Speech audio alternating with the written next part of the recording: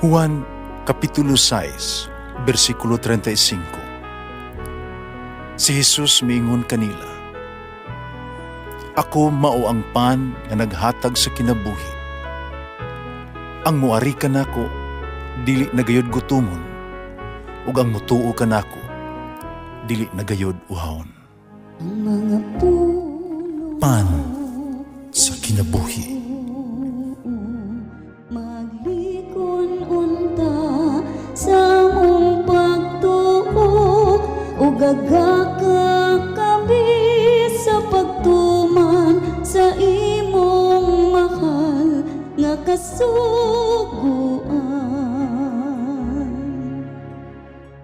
Ginumanaakan ninyo.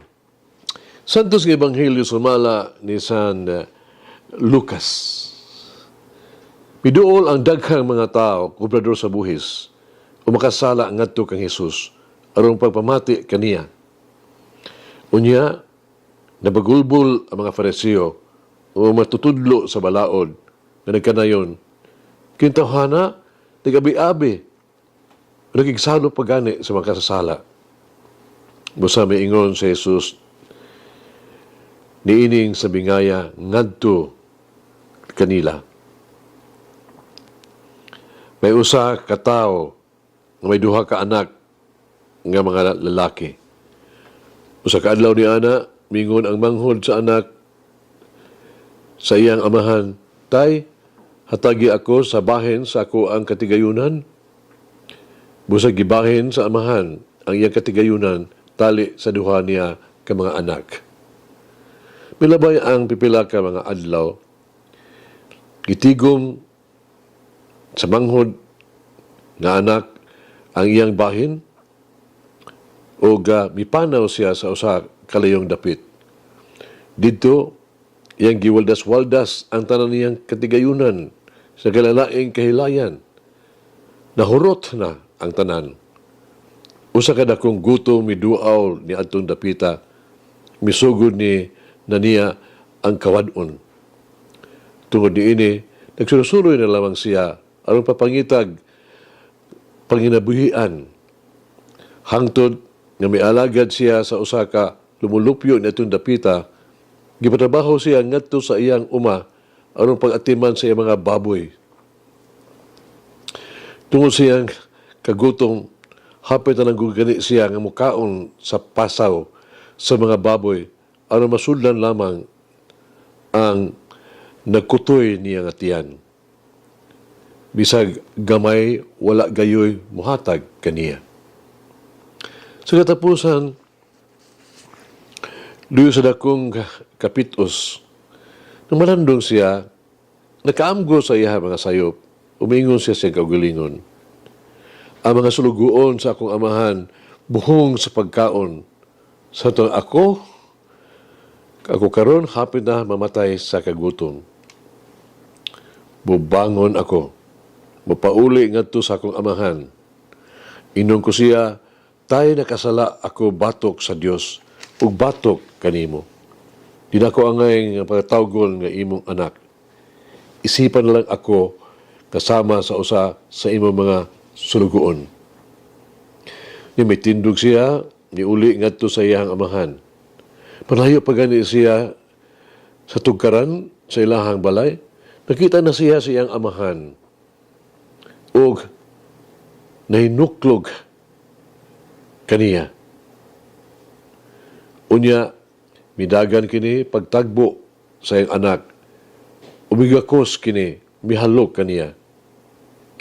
Unya, ang maong anak miingon sa amahan, "Tay, nakasala ako batok sa Dios ug batok kanimo.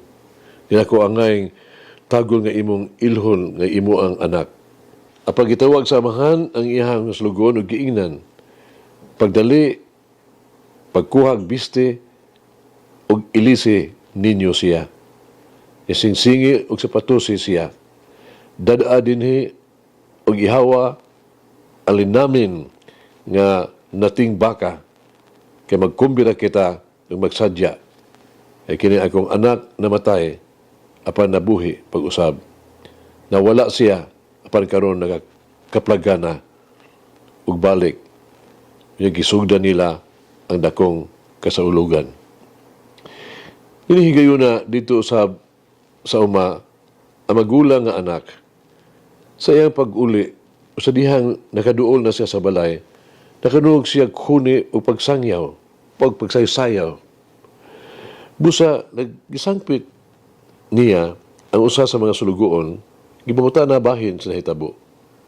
Umiingon kini kaniya, ipauli na ang imuhang igsuon, ipaihawan siya sa imuhang amahan sa naming nating baka, kanahibalik man siya nga buhi ug luwas. Tungod niini nasuko pag-ayo ang magulang nga anak sa gibuhat sa iyang amahan, ay dumili siya pagsulod sa ilang balay. Pagkita sa iyang amahan, migawas kini ug mihangyo kaniya. Pamitubag siya, tay, sa mga nanlabayng katuigan, gisilbihan ko ikaw. Bisan pa sa usa ka higayon, wala gyud ikaw ako musupak sa imuha mga sugo.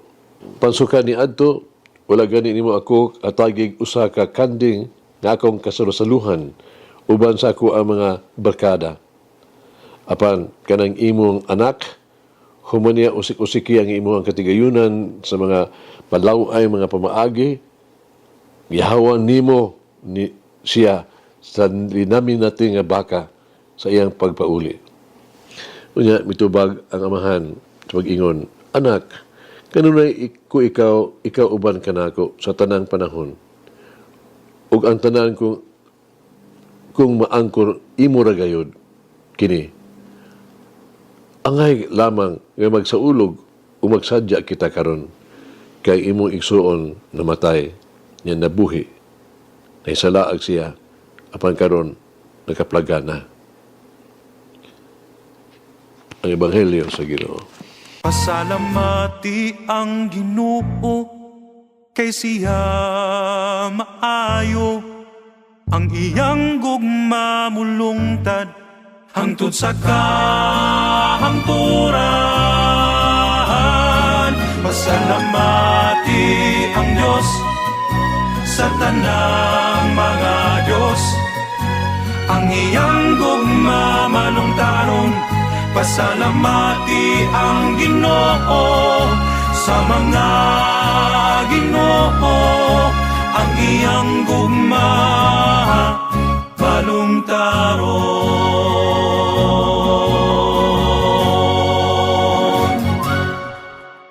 Ang Ginoo kanunay yung malipay sa pagpasaylo sa iyang mga anak. God always forgives. He's rich in mercy. Dato siya diha sa kaluoy. Yang isilibay ngadto sa kahiladman sa dagat ang tanan natong mga kasalanan. Si St. John Paul II, sa ikatulong tuig niya siyang paglingkod isip Santo Papa, siya nakakuha kayo sa kinaiya sa Diyos, sa kaluoy sa Diyos nga Amahan.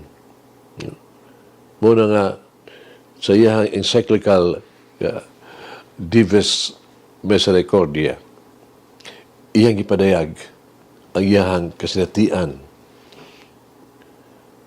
bahin sa Father, the Divine Mercy, karong adlaw. Ang sabi nga sa anak nga usikan, ang kaluoy mao ang dinalian nga gikinahanglan sa atong modernong kalibutan.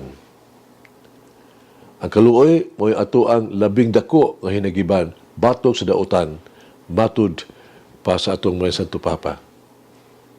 Dayag nga kaluoy sa Dios walay kinutuban, sa labi na gihatag sa Dios ang iyang kaluoy kung mas mapasaylo siya mapadayag na ang iyahang gahom. Karon kaysa nag-ingon nga ang tao pagkapasaylo talawan o kuyang. Ang balitad tinuod, mao yung tinuod. Kaya ang magpasaylong tao, ligon, dili sayon. Pagpasaylo, ligon ka. Strong in character. So, duha kini nga asoy sa Ebanghelyo na nagpadayag sa kaluoy sa Dios nga dili kayo masabtan o dili kayo madawat sa mga tao gani. Kaya kaluoy gud buhat man sa Dios. Dili mo kinahanglan nga masabtan ang dynamic sa kasakit, kasuko o panimalos, no? Lipas mga tao nga ato ang nasakitan nga magpasaylo. Kilan lang nga pasaylo niyo ka tungod lagi kay kinisugo sa Dios. No? Lisod ka hapat sugo mas Ginoo. Human sa ato ang pagkumpisal, di panahon, tutubyan ni Santo, humas pagkumpisal na ako. May tao nga biduol ka na ako ng utana. Pero sa man ako pagkumpisal ni Adtong nakapasakit ka na ako pag-ayo. Kaya wala man sila gani mangayo og pasaylo. Nagugang ko. Nga may akong tubag kaniya ni ining gitawag to na-confused, no? Tao nga samaran samtang ang mga tao nga naghatag kaniya og kasakit inoon dayag ay nagsaulog wala gini maginulso sila mga sala. Hindom ko sa walay nga akong na mabalandungan ba sa palabras bitaw sa pagkamatay sa Ginoo diya sa krus, no? Ang pulong ni Jesus amahan pasilo sila kay walas na mahibaw silang gibuhat. Kadto nga panghinabo sa kasakit ni Kristo, wala mga itos na mga pasaylo katong nag-antos niya sa kapasayloan, sa pagkatinuod, no? Nakakaplag na silang kalipay sa pahamtang og dugang pagkasakit ngadto ni Kristo. Apan si Kristo, ipasaylo lagi hapon nila kanila. Ang kinaya samahan diya sa Ebanghelyo, ipadayag ni Kristo dito sa Kalbaryo. Akong nakita ang pagkukumplito sa sabingay sa mga pulong sa papasaylo ni Jesus. Sa pagkatinuod, si Jesus mo ang anak samahan nga nagakaplag og kusog og bahandi sa pagpasaylo. Sa bunyag, nahimo kitang mga anak sa Dios o ang labing maayong kinaiya nga ato ang madawat gikan samahan, mao ang pagpasaylo sa uban. Ang atong kalihukan sa pagpasaylo, magkapadayag sa ato ang panaghiusa sa amahan.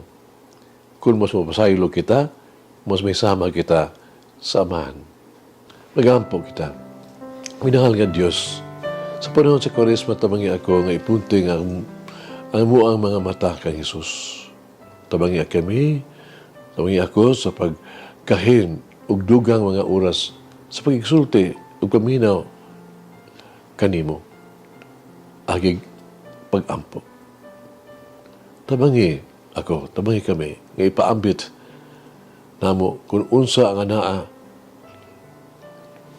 sa uban sa mga tao nga magbasol o sa kayunan nga kami makasala. Amen. O Mary, Mother of Mercy, pray for me. Ngayon ang Diyos magagahom sa tanan, Amahan na Espiritu Santo. Amen. May the Lord of the divine mercy bless us all, heal us from all diseases and suffering.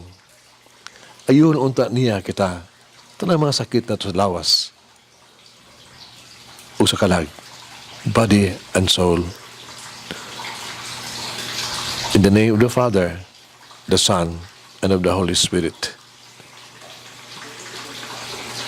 Jesus, I trust in you. Amen. Whoever eats the bread of life will never hunger, says the Lord. Kay galaan inyong nabati ang pagpaambit ug hamubong pamalandong sa pulong sa Dios pinaagi sa tulumanon pan sa kinabuhi nga gidumala ni Monsignor Daddy Silva. Hangtod na usab sa sunod higayon, daghang salamat. The bread of life.